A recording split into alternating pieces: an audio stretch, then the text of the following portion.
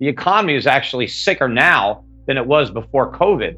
And what's really been hurting it was not the disease, but the government's cure. See, here's the problem. When governments around the country ordered businesses to close and people not to go to work, everybody stopped producing. So if you were helping to produce goods, you're not producing the goods. If you're performing services, you stop performing those services.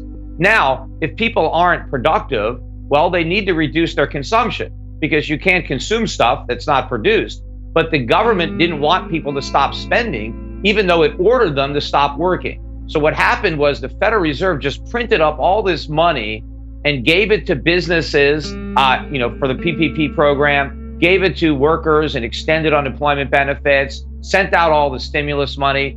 So you have an economy where we're producing less, but everybody wants to spend more. That's not economic growth. That's massive inflation. And what we're seeing now is the byproduct of everybody spending all this money that we just printed. And that's what's goosing the GDP. But this is not a real economy. Our trade deficits are exploding. We've never seen merchandise trade deficits this high. What we've done is we've substituted real economic growth, real goods production for money printing. And we're about to pay the price in terms of an enormous increase in the cost of goods and services. It's going to be like the 1970s, only a much worse economy and much higher inflation. I've been saying it's an inflationary depression, not just stagflation. Well, actually, all this government spending is inhibiting an actual recovery from taking place, because whenever the government spends money, it has to deprive the free market of those resources, right? It's not the taxation that's the problem. It is the spending. Government spending is effectively taxation. So once the government decides to spend money, the question is, how do we pay for it? Now, the most obvious way is, we send the government our money through an income tax or a sales tax, whatever it is. But if they don't have the political guts to ask the Americans to pay for all the spending that they're delivering, then they ask the Federal Reserve to print money. But that doesn't mean we get the government for free. It just means the government is robbing us of the purchasing power of our money. And that's what's happening. The government is creating money, putting it into the economy, giving it to people to spend. These people are bidding up prices. And that's what's driving the GDP. It's higher prices and more spending as we are producing less, right? That's why you see this enormous trade deficits. But I get all these stories from people that email me, and I experience it myself.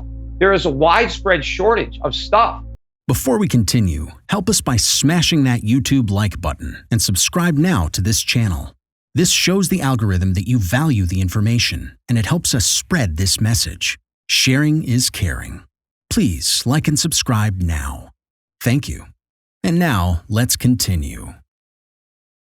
Stuff, you have to order things, and it takes months and months to get them. There's a huge backlog, and prices are really going up. Now, the Federal Reserve is asking us to believe that what we're seeing is just transitory, that it's gonna blow over, and it's nothing that should concern us.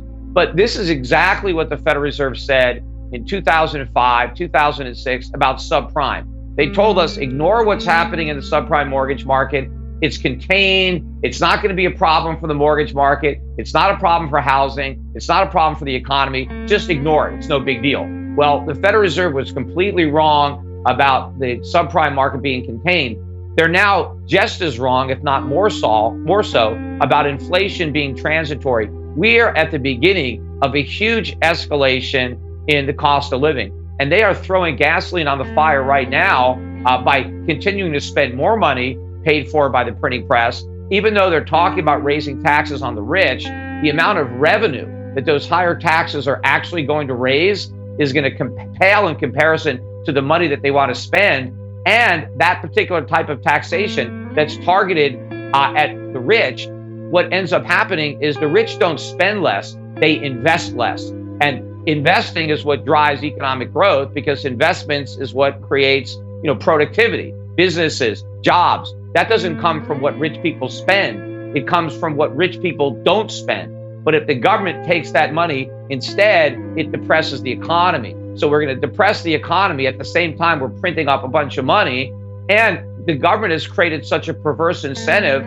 You have so many Americans that have left the workforce. They have no desire to return to their jobs because the government has given them a better deal. It is more lucrative not to work than to go and get a job. And of course, it's far more enjoyable to have a vacation and get paid more than you would get if you returned to work. So the government is paying people not to produce and then giving them money to buy the stuff that they didn't produce. This is going to be an inflationary apocalypse.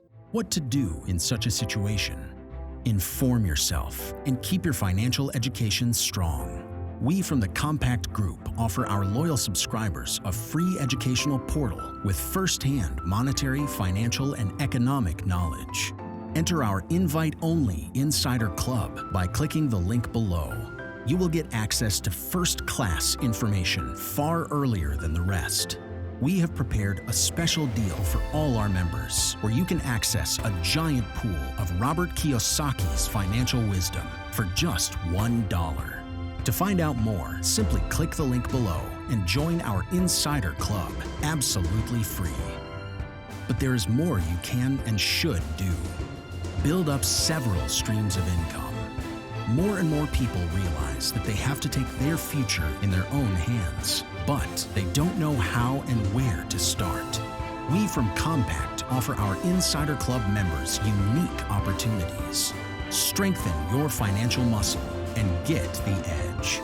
Click the link below. Become part of our free Insider Club. No financial obligations. But there's one important thing you have to know. You have to become active. So do it now. Become active and see you on the other side.